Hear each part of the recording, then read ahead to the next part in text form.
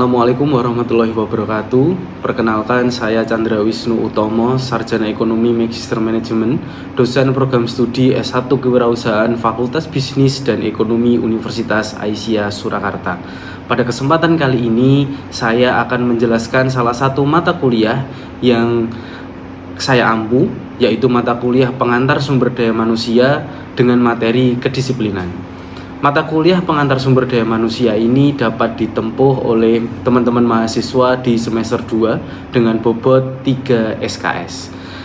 Pada materi pembelajaran yang diajarkan pertemuan 1 sampai pertemuan terakhir diantaranya yang pertama adalah konsep manajemen sumber daya manusia beserta ruang lingkupnya. Yang kedua, perencanaan sumber daya manusia.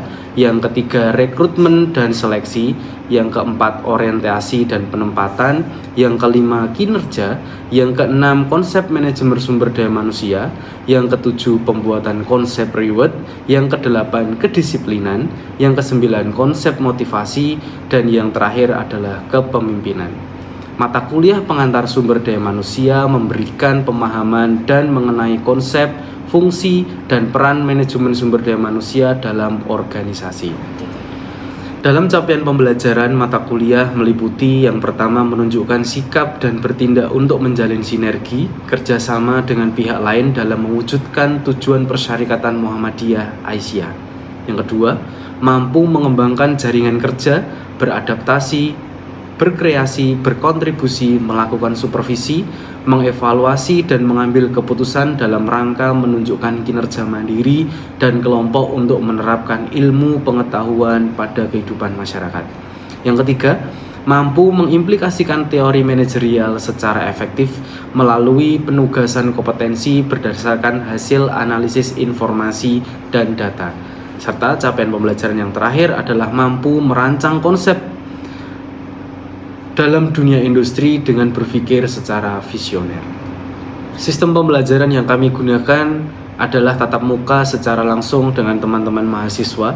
Selain itu, kami menggunakan Learning Management System atau e-assessment, di mana sistem ini digunakan untuk presensi perkuliahan, materi perkuliahan, penugasan, ujian, hingga sistem penilaian. Metode pembelajaran pada kesempatan kali ini menggunakan dengan konsep berdiskusi, di mana mahasiswa berkesempatan dalam berdiskusi secara kelompok kecil, di mana metode ini merupakan salah satu model pembelajaran kooperatif yang menghasilkan responsibility individu dan fokus pencapaian tujuan kelompok dalam memecahkan salah satu case atau salah satu contoh yang nanti akan diberikan. Baik, tahapan selanjutnya mari kita saksikan video pembelajaran dengan mata kuliah Pengantar Sumber Daya Manusia. Terima kasih. Assalamualaikum warahmatullahi wabarakatuh. Waalaikumsalam warahmatullahi wabarakatuh. Baik, alhamdulillah pada kesempatan kali ini kita masih bisa bertemu ya teman-teman semuanya dalam mata kuliah pengajaran saya, mata kuliah Pengantar Sumber Daya Manusia. Jadi mata kuliah ini dapat diambil di semester 2 dengan bobot SKS 3. Jadi untuk mata kuliah Sumber Daya Manusia ini kita masuk ke dalam bab kedisiplinan. Baik, nah sebelumnya untuk mata kuliah yang disiplin ini paling enggak teman-teman sudah sesuai datangnya tepat waktu. Itu salah satu cerminan teman-teman semuanya belajar apa itu disiplin terkait dengan soal waktu. Karena disiplin pada umumnya itu gambarannya luas, cakupannya banyak. Disiplin terhadap etika, disiplin terhadap norma, dan saat ini teman-teman sudah memberi contoh yang bagus. Tepat pada 10.30 kita mulai, teman-teman 10.20 sudah datang, itu menentukan kedisiplinan dalam bentuk waktu. Gitu ya. Ada pertanyaan dulu sebelum saya mulai? Belum? Oke. Baik, sebelum saya menginjak ke materi, izinkan saya ini nanti akan menarasikan terkait dengan capaian pembelajaran. Jadi teman-teman di sini nantinya mempunyai capaian pembelajaran ketika sudah mempelajari tentang pengantar sumber daya manusia dengan bobot 3 SKS. Yang pertama menunjukkan sikap dan bertindak menjalin sinergi. Kalau pengantar SDM itu harus bersinergi, berkomunikasi, skill komunikasinya, skill ngobrolnya itu dengan orang lain. Jadi orang tidak mungkin kita bisa bekerja secara sendiri, apalagi di organisasi. Yang kedua, mampu mengembangkan jaringan kerja, beradaptasi dan berkreasi serta berkontribusi. Kalau teman-teman di perusahaan, satu lingkup perusahaan pasti punya satu goals yang sama kan? Dalam perusahaan itu misalkan ada 10 sampai 20 orang dengan goals yang berbeda, itu nanti tidak akan mencapai tujuan yang sama. Jadi makanya di sini nanti teman-teman akan diajarkan terkait dengan kedisiplinan, apa itu psikologi disiplin, untuk beradaptasi, berkreasi, dan berkontribusi mencapai tujuan yang sama. Yang ketiga, mampu mengimplikasikan teori manajerial. Jadi harapannya teman-teman tuh tahu dan paham terkait dengan disiplin itu apa dalam materi ini untuk menjadi manajer secara efektif. Oh ternyata kerja mulai jam 7 itu efeknya nanti akan seperti ini. Kerja sehari 8 jam atau 9 jam secara disiplin dengan komitmen yang tinggi nanti efeknya akan seperti ini. Itu di skala level manajerial. Yang terakhir adalah mampu merancang konsep. Kalau udah tahu ilmunya, teman-teman lulusan profilnya kan salah satunya menjadi manajer. Salah satu manajer adalah untuk mengkonsep, menarasikan dan mengkonsep. Gitu ya. Nah, materi pembelajaran yang diajarkan kebetulan kita sudah di pertemuan 7 itu di kedisiplinan. Pertemuan yang pertama konsep manajemen, perencanaan SDM, rekrutmen, orientasi, kinerja, konsep, serta motivasi, serta sampai pertemuan 14 nanti akan kita bahas masing-masing. Saat ini fokusnya ke pertemuan kedisiplinan. Nah, seperti biasa ya teman-teman, diharapkan nanti presensi semuanya di e-learning, silahkan masuk dengan username dan password masing-masing. Kebetulan untuk pertemuan kali ini pertemuan yang diinginkan teman-teman semuanya. Jadi nanti akan ada tugasnya nanti berupa mini case atau studi kasus tapi berupa mini. Mini berarti kecil ya. Kuis, berupa kuis. Nanti kuisnya bisa di-download atau dibuka di sistem e-learning semuanya masing-masing. Nanti sudah kebetulan sebelum masuk perkuliahan sudah saya share, sudah saya upload di sistem e-learning masing-masing seperti biasa. Termasuk presensi. Gitu ya. Dan nanti metode pembelajaran seperti biasanya jigsaw learning, kita memakai sistem diskusi. Jadi nanti tidak pertanyaan-pertanyaan, cuman nanti PPT yang saya berikan mohon untuk teman-teman bisa aktif dari dua sisi komunikasi. Kalau dua arah komunikasi itu namanya ngobrol, tapi kalau satu arah khotbah, gitu ya teman-teman semua. Mau khotbah apa enggak ini? Kebetulan ini hari Senin, jadi kalau khotbah hari Jumat. Semangat dong, hari Jumat. Nah, sistem penilaiannya sama yang seperti saya sampaikan di awal, 25% di UTS, 25% di nilai tugas, 50% di UAS dan hasil evaluasi di sistem masing-masing. Jadi nilai UAS hampir sama dengan nilai UTS dan tugas. Salah satu tugasnya adalah mini quiz yang nanti akan saya berikan di sistem e-learning masing-masing. Sudah siap? Perkuliahan kali ini sudah siap ya? Kita akan membahas tentang kedisiplinan. Kalau nanti saya bicaranya kecepatan, mohon teman-teman feedbacknya, gitu ya. Seperti biasanya. Apa itu disiplin? Sebelum membaca ini, ada yang bisa menarasikan disiplin? Selain tepat waktu apa? Apa? Taat aturan? Bisa? Mas Dewangga? Selain disiplin?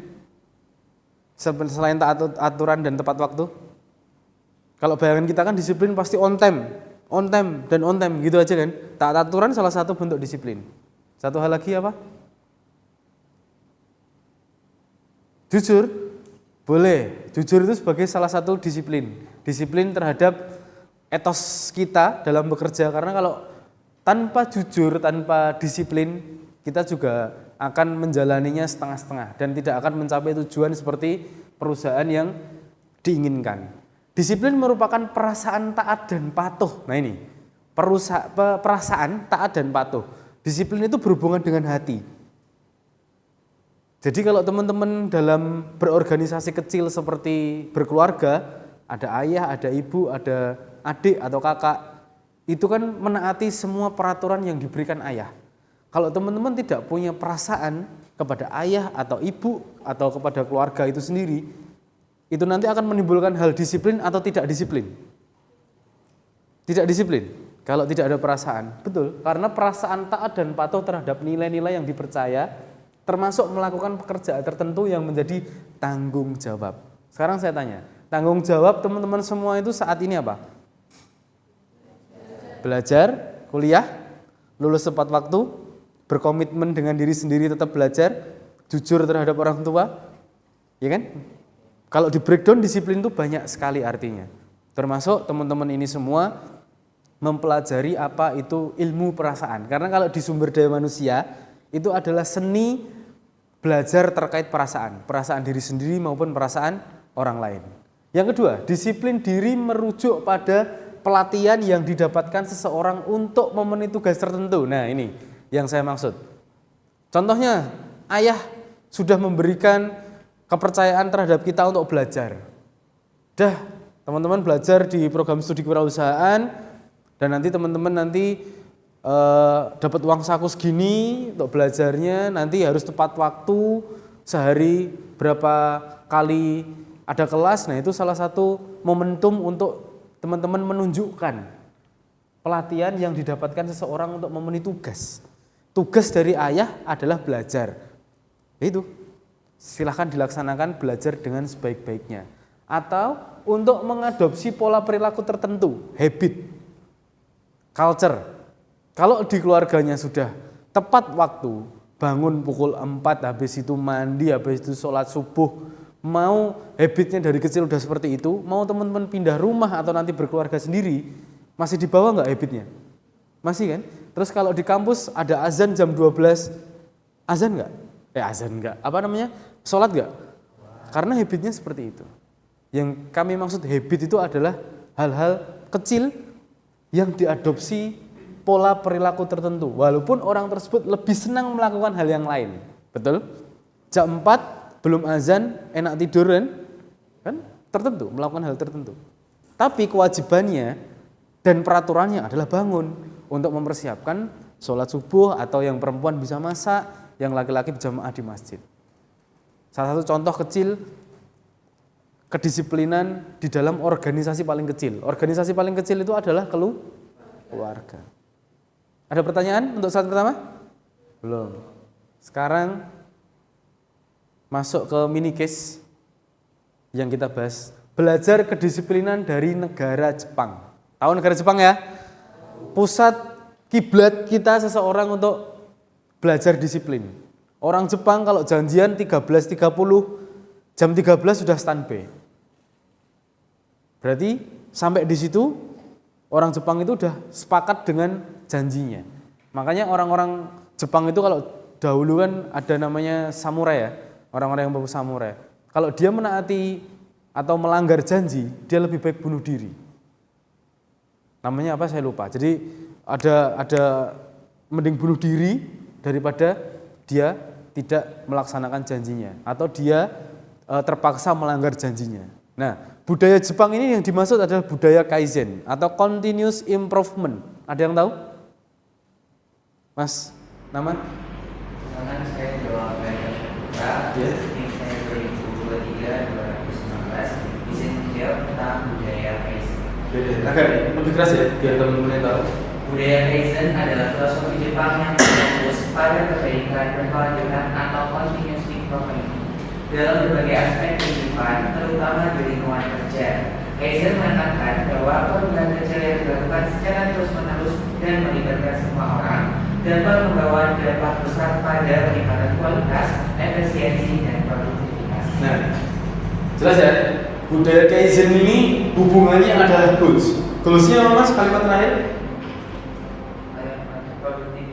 Produktivitas untuk mencapai kesempurnaan dalam organisasi atau perusahaan. Jadi perusahaan itu nggak nuntut banyak, cuman kamu dituntut untuk disiplin. Disiplin itu orang nggak butuh pinter. Orang pinter itu sama orang rajin menang mana? Orang rajin kan? Orang pinter kalau nggak rajin ngapain? Nggak jadi apa-apa juga kan? Nah, orang Jepang itu bukan orang-orang pinter, tapi orang kaizen ini orang untuk dipaksa tap-tap terhadap pola perilaku tertentu. Pola terhadap peraturan-peraturan yang sudah ditetapkan. Ditetapkannya dalam bentuk apa? Peraturan. Peraturannya supaya jadi apa? Goals-nya tadi. Contoh misalnya peraturan sholat gitu ya. Sholat sudah diatur timelinenya 1 hari 5 waktu, ya kan? Yang paling berat mungkin subuh atau yang paling cepat dari maghrib ke isya. Tapi kan itu udah ada aturannya. Jam 12 harus sholat berarti break isoma. Istirahat sholat biar lebih produktif di jam 1. Jadi peraturan-peraturan itu ditarik lurus benangnya untuk mencapai produktivitas yang dimaksud Mas Dewangga tadi. Apakah semua orang Jepang disiplin? Ya enggak semuanya. Cuman budaya mereka, habit, yang saya maksud habit ya, pada mengadopsi pola perilaku tertentu. Jadi dia akan malu sendiri. Contoh film Jepang yang teman-teman suka tonton apa? Doraemon, ya kan? Doraemon, Shizuka, ya kan? Itu kan habitnya, protapnya luar biasa tuh. Beda dengan Nobita kan? Ya, tapi Nobita pasti akan mengikuti karena pola perilaku adopsi itu tadi. Nah, hal-hal seperti ini yang nantinya akan dimaksimalkan oleh budaya Kaizen untuk mencapai step atau hasil yang maksimal. Karena orang Jepang itu mungkin luasnya sama Indonesia kalah. Tapi dia dengan negara yang kecil, dengan negara yang potensi bencana alamnya yang tinggi, dia bisa menciptakan sesuatu. Karena apa? Habitnya tadi. Sudah dimulai habit dari kecil, lingkungannya seperti itu. Kalau tidak, dia tidak bisa mengikutinya, dia akan malu sendiri minimal. Jadi kalau kita sudah berperilaku disiplin, menerapkan budaya Kaizen, ini kemungkinan teman-teman akan malu ketika masuk ke kelas saya, pengantar SDM, dengan materi kedisiplinan. Coba kalau ini ada yang telat, malu nggak? Padahal dari teman-teman semuanya ini sudah datang semua. Itu yang dimaksud pola adopsi perilaku terhadap di waktu tertentu, walaupun orang tersebut lebih senang sebenarnya melakukan yang lain. Gitu ya. Ya, terima kasih Mas Dewangga atas jawabannya. Selanjutnya, negara ini masih sulit untuk disiplin. Nah, siapa yang salah satu di antara ini? Karena apa? Satu, belum adanya kesadaran dan keikhlasan. Siapa yang di lampu merah sering tandin-tandin? Ayo, siapa yang di lampu merah sering nabrak serebakos tuh kalau waktu ada lampu merah? Ya kan? Contohnya, karena belum adanya kesadaran dan keikhlasan. Ini berhubungan sama apa? Perasaan yang slide pertama saya tadi maksud. Pengantar SDM khususnya kedisiplinan itu hubungannya sama hati. Hati nggak cuma sama pacar atau lawan jenis ya. Jadi teman-teman bisa merasionalkan perasaannya itu di dalam kesadaran dan keikhlasan dari seluruh komponen bangsa untuk disiplin dalam kehidupan bermasyarakat dan berbangsa.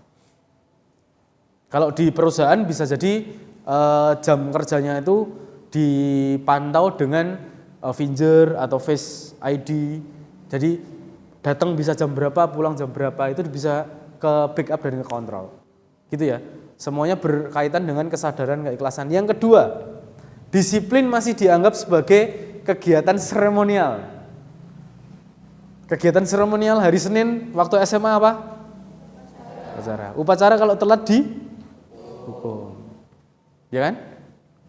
Jadi paling enggak disiplin ini jangan dianggap sebagai kegiatan seremonial. Disiplin yang berarti ikut berempati terhadap peraturan-peraturan. Karena tujuannya disiplin kan baik. Peraturan yang dibuat di dalam keluarga contohnya jangan pulang lebih dari jam 8 malam. Kan ada sebabnya. Ya kan? Itu salah satu contoh. Tapi kalau memang disiplin sebagai seremonial juga enggak apa-apa. Yang penting minimal kita semua sudah berupaya untuk menaati peraturan yang sudah dikelola. Yang ketiga, telah terkikisnya mental, moral, dan rasa malu sebagai komponen bangsa. Contohnya tadi, kalau ada yang datang, kita udah ngumpul, udah proses pembelajaran, terus ada yang datang dan nggak malu, ya berarti ini terkikisnya mentalitas. Karena pada dasarnya ketika kita mempunyai rasa malu, punya moral dan mental yang bagus, disiplin itu akan menjadi habit tadi. Kalau habitnya udah benar dari kecil, protap, sesuai, ibu ngomong A diturutin, bapak ngomong A diturutin, nanti ketika sekolah, kuliah atau bekerja mudah untuk melaksanakannya. Bekerja dengan perusahaan, kita ikut orang, dengan bekerja dengan diri sendiri, kalau kita entrepreneur, itu lebih susah mana? Diri sendiri, betul. Karena kalau ikut orang, kita menaati orang itu yang sudah dibuat peraturannya. Tapi kalau kita entrepreneur, S1 bisnis kewirausahaan ya, harus entrepreneur, kita mempunyai aturan yang harus kita terapkan sendiri. Nah itu lebih susah. Harus lebih malu ketika kalian melanggar aturanmu sendiri, betul? Mentalmu harus mbok pertanyakan, moralitasmu harus mbok pertanyakan ketika aturan yang kamu buat sendiri itu kalian langgar. Gitu ya. Paham? Sampai di sini paham? Baik. Disiplin lebih dianggap sebagai belenggu ketimbang dianggap sebagai sistem pengaturan. Dulu sampai sempat ada bahasan-bahasan peraturan itu dibuat untuk dilanggar. Habit-habit kayak gitu kan yang nggak boleh. Cuman kalau itu sebagai narasi gojekan dalam tanda kutip bercandaan itu juga jangan dinormalisasikan. Nah, next ya. Sekarang masuk ke cycle Quentin. Jadi disiplin poinnya itu adalah di sini. Disiplin di mana? Di tengah ya. Jadi di tengah. Eksekusi, realistis, kehormatan dan kesehatan. Hal-hal ini diupayakan bisa menjadi faktor tertentu untuk menjadi disiplin yang kuat. Eksekusinya bagus, bisa jadi karena kesehatan yang bagus karena pola makannya disiplin, olahraga disiplin, kehormatan ini pride kita. Ingat kalimat ini ya, orang yang punya pride kebanggaan, itu orang yang gak bisa kalah. Atau orang yang tidak punya pride adalah orang yang pasti selalu kalah. Paham? Kehormatan. Jadi ketika kamu diberikan amanah, tugas, tanggung jawab untuk mengerjakan sesuatu, kamu bisa melaksanakan, kamu dapat hormat, respect setinggi-tingginya dari pimpinan atau dari sejawat. Realistis. Kalau bisa dikerjakan. Kalau tidak bisa dikerjakan, data terlalu pendek, disesuaikan. Yang penting kamu berusaha dulu. Berusaha mengerjakan, kalau udah mentok, jeblok ini pikiran ibaratnya, kamu bisa realistis. Mohon maaf, untuk pekerjaan yang ini, jadi kamu menolak itu by data. Terlalu singkat waktunya. Dan development, kamu memberikan sesuatu karya yang bagus. Kunci dari semua itu adalah, kalau di pengantar sumber daya manusia adalah satu. Menjadi pimpinan yang berdisiplin tinggi. Contoh singkat, ketika teman-teman punya keluarga yang di dalamnya ayah harus memberi peraturan jam 4 bangun. Setelah bangun nanti sholat berjamaah sama ayah di subuh. Berjamaah di subuhnya. Kalau ayahmu nggak bangun, kamu ikut bangun nggak? Bangun nggak? Tapi kalau ayahmu bangun setengah 4, punya peraturan kayak gitu, terus kamu nggak bangun, malu apa nggak? Contoh, menjadi pemimpin yang berdisiplin tinggi. Kembangkanlah dan tindak lanjutilah prioritas Anda. Jadi siapapun yang mengajarkan apa yang harus dikerjakan, hanya jika ia bersemangat atau jika terasa nyaman, takkan sukses. Yang bold merah, kalimat yang di bold merah. Kembali lagi, karena disiplin itu berhubungan dengan perasaan, moralitas, ya kan? Mentalitas. Orang takkan menghormati dan mengikutinya. Seseorang pernah berkata, untuk melaksanakan tugas-tugas penting, perencanaan, waktu yang cukup, sebagai pemimpin, waktu Anda sudah tinggal membuat rencana. Jadi sebagai pemimpin itu enak. Nanti mas-mas ini kalau menjadi bapak rumah tangga atau pemimpin keluarga, itu mempunyai perencanaan yang tepat. Oh nanti mau di set plan kayak apa, keluarganya itu harus sudah terplan dengan baik. Sebelum ngeplan ke keluarganya atau ke anaknya, berarti dia harus ke plan dirinya sendiri. Bangun setengah 4, ngasih contoh, olahraga, ya kan? Olahraga, habis itu realistis, olahraganya yang sesuai, kehormatan, ketika sudah menaati peraturan, berjiwa yang besar, dan lain sebagainya, nanti bisa memiliki kehormatan dan realistis yang bagus. Nah, ini salah satu perencanaan yang dapat dilakukan, menjadi pemimpin yang disiplin. Disiplin sesuai dengan organisasinya masing-masing, karena karakter pemimpin itu ada banyak. Ada pemimpin yang otoriter, ada pemimpin yang lain sebagainya. Tapi kita di sini tidak membahas pemimpin ya, contoh-contoh pemimpin ya. Kita langsung next ke dalam